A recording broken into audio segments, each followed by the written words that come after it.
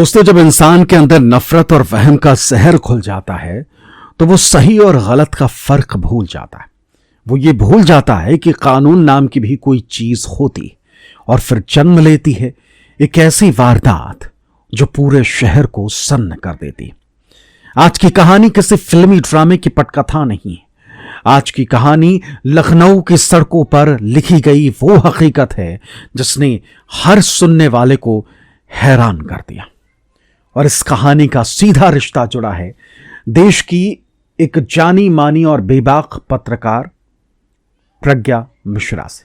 जी हां, वही प्रज्ञा मिश्रा जो अपने तीखे सवालों और उल्टा चश्मा शो के लिए जानी जाती।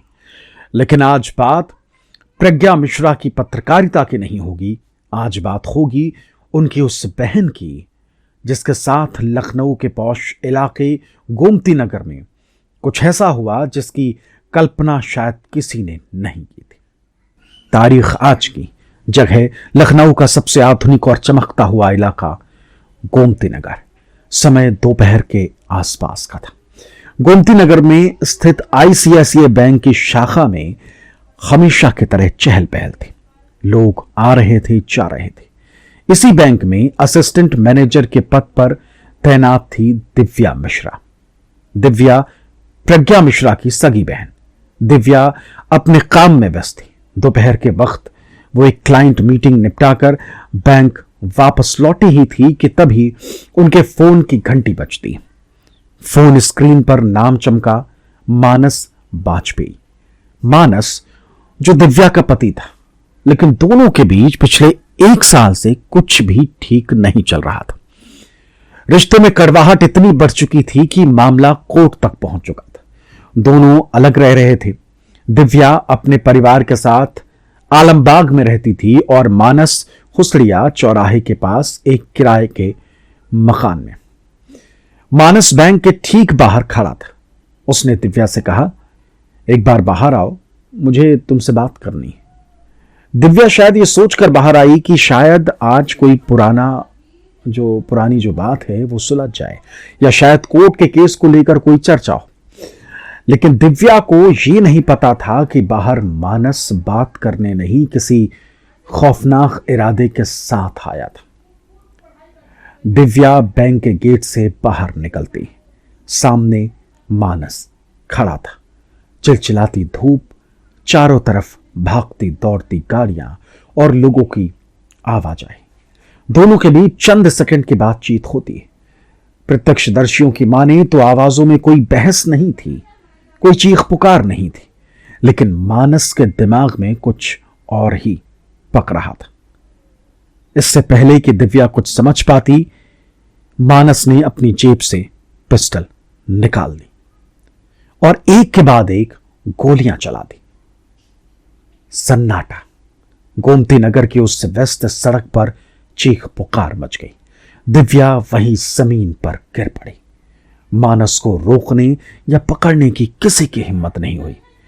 इससे पहले कि बैंक के गार्ड या आसपास के लोग संभाल पाते, मानस वहां से ओझल हो चुका था। स्थानीय लोग और पुलिस तुरंत दिव्या को लेकर लोहिया अस्पताल पहुंची, लेकिन डॉक्टरों की तमाम कोशिशों के बावजूद दिव्या को बचाया नहीं जा सका। दिव्या की जान चली गई। खबर आग की तरह फैल चुकी थी। प्रज्ञा मिश्रा की बहन पर हमला हुआ है, यह खबर पुलिस महकमे में हड़कंप मचाने के लिए काफी थी। पुलिस की गाड़ियां सायरन बजाती हुई घटनास्थल पर पहुंची और जब पहुंच ही रही थी, लेकिन उसी कहानी में एक और मोड़ आ गया। जब वारदात के ठीक 10 मिनट बाद मानस का मोबाइल फोन एक्टिव होता है। मानस ने अपने व्हाट्सएप पर एक स्टेटस लगाया था, और जानते हैं उस स्टेटस में क्या लिखा था? मानस ने उस स्टेटस में लिखा था, मैंने अपनी पत्नी का खात्मा कर दिया है क्योंकि उसने मुझे धोखा दिया था। अब मुझे खुद को और अपनी बहन को भी खत्म करना होगा। और हां, इसकी बहन प्रज्ञा मिश्रा और भरत को सब पता है। यह कोई सामान्य मैसेज नहीं था, यह एक सीधे सीधे कबूलनामे के साथ साथ एक और आने वाले हादसे का इशारा था। जिसने भी वो स्टेटस देखा उसके रोंगटे खड़े हो गए। पुलिस समझ गई कि मानस अब कुछ और भी भयानक करने जा रहा है। बैंक के बाहर वारदात को अंजाम देने के बाद मानस सीधा भागेगा नहीं, वो अपने किराए के कमरे पर गया। हुसड़िया चौराहे के पास का वो इलाका, प्रत्यक्षदर्शियों का कहना है कि जब मानस ऑटो से उतरा तो वो पसीने से लथपथ था। चेहरे पर एक अजीब सा खालीपन था।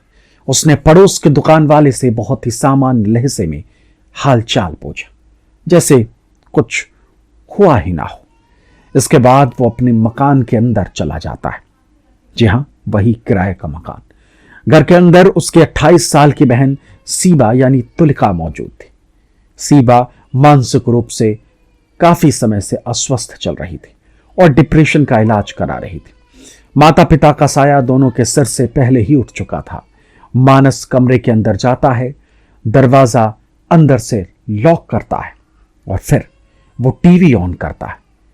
टीवी की आवाज बहुत तेज कर देता है। टीवी की आवाज बहुत तेज थी। तेज आवाज में भक्ति गीत बज रहे थे। बाहर सड़क पर गाड़ियों का शोर था और अंदर बंद कमरे में मानस ने अपनी बीमार बहन को मौत की नींद सुला दिया और उसके बाद उसी पिस्टल से खुद का भी काम तमाम कर लिया।